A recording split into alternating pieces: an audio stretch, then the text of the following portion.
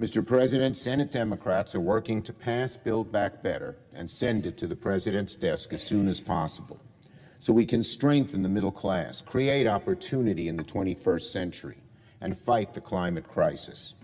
Yesterday, I had a good discussion with the President and the Speaker, where we talked about ongoing negotiations on finalizing the Build Back Better Act so we can pass it through the Senate. The President requested more time to continue his negotiations, and so we will keep working with him, hand in hand, to bring this bill over the finish line and deliver on these much-needed provisions.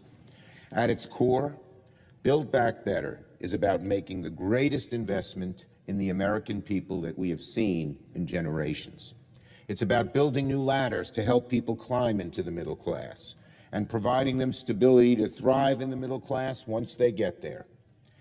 That means lowering the costs of prescription drugs, extending the child tax credit, making child care more affordable for tens of millions of families, expanding housing, early education, and affordable health care. And it means taking unprecedented steps to fight climate change and lay the groundwork for greater action in the future. These are all things that the American people want. These are things Democrats are fighting to secure. And it cannot be forgotten that not a single Republican, not one, has joined us in making them happen. They're opposed to making child care more affordable. They're opposed to fighting the climate crisis. And they're possibly even considering fighting provisions like making drugs like insulin more affordable. If Republicans won't... So the Biden administration is changing course on the new infrastructure package. And some of you may qualify to receive a bonus payment from the IRS. And that comes as unemployed Americans are urging lawmakers to pass another fourth stimulus bill. What are your thoughts on this, everybody? Do our politicians in Congress need to pass a fourth stimulus bill and a fourth stimulus check? Tell me your thoughts on this in the comments below.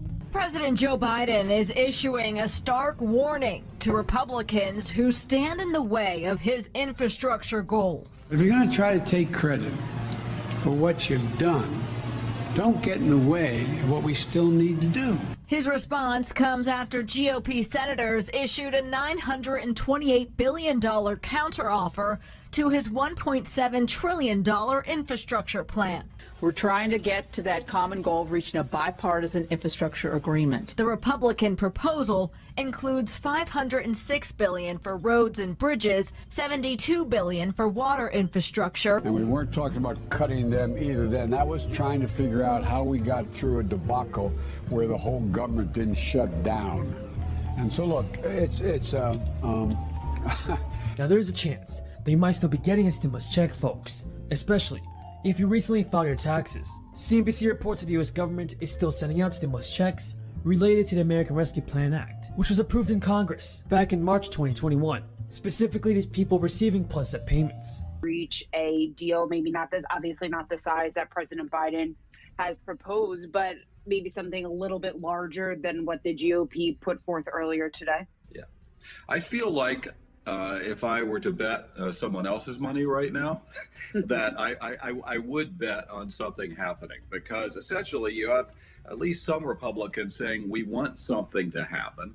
I think that Joe Biden is not Barack Obama in the sense of he is more willing to compromise. And if they can all basically, walk away from something that's passed to say, we checked that box off. Let's say you got your stimulus check based on your 2019 tax returns, but then you filed your 2020 tax return after you got your check. Based on your earnings, you could get more money because your income dropped. For example, people are eligible for plus-up payments if they made less money in 2020 than 2019. Fast Company reports that the IRS will send you an extra payment once it knows about your income changes. The Washington Post also reports that Congress added the plus-up payment to make sure that the IRS could deal with backlog of tax returns amid the crisis.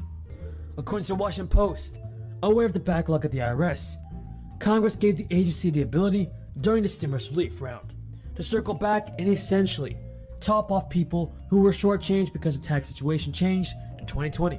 And members of a powerful congressional committee are calling for additional rounds of economic relief from the federal government for families still struggling during the crisis. The third round of stimulus relief squeaked through Congress thanks to a budget loophole. when it failed to find bipartisan support. Since that time, numerous Republican governors have refused federal unemployment insurance benefits, arguing they encourage people to stay at home and collect money instead of getting back to work. Fortunately, lawmakers can use the budget reconciliation process again to pass more relief payments. And when asked about stimulus checks earlier this month, White House Press Secretary Jen Psaki said, "We will see what members of Congress propose." Now, the government has already issued 3 direct payments since the beginning of the crisis. In the latest round of stimulus checks, the U.S. government said it sent roughly 159 million direct payments to households, with a total value of $376 billion. They're going to be coming to the table in any real way on a lot of these issues that you guys want. Well, first I would say on police reform, there are ongoing negotiations that both Senator Booker, Senator Scott, and Congresswoman Bass have all conveyed are making progress, and they're encouraged by the tone and tenor of those conversations. That's a good sign. I talked earlier about how the president is going to be signing a bipartisan piece of legislation into law later this afternoon. Senator Murkowski and Senator Young will be here. There are a range of opportunities to work together in a bipartisan way, including This institution. She loved this institution. Thank you, President Conyers, the Board of Trustees, the faculty, staff, and one of our nation's great universities. Though I'm from Delaware, I've got to put Delaware State up there. The president of Delaware State used to work for me, went and got his doctorate and said, "This is not the good job, I'm going to be president of the university." But all kidding aside, of course, President Harris is a proud Howard alum. She might have something to say about Delaware State. And to my family and friends, the class of 2021, I know the pride you feel for this day as well. Graduates, you already did this because Jim did it, but I always do it, and Jim, as usual, always is ahead of me. You really do owe those folks up in the bleachers a whole hell of a lot. A whole heck of a lot. And I'm sure not a one turned to his husband or wife and said, "Guess what, no tuition next semester." But I just want to say to the parents, we know, like my family, know the sacrifices you made to make sure this day arrived.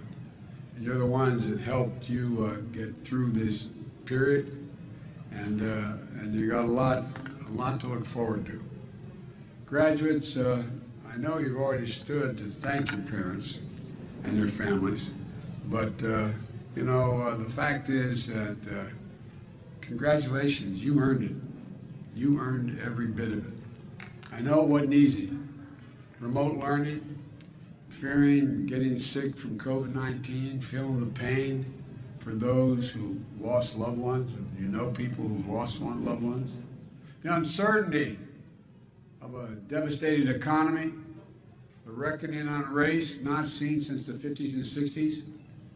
Your time here has come during a tumultuous and consequential moment in modern American history. And history.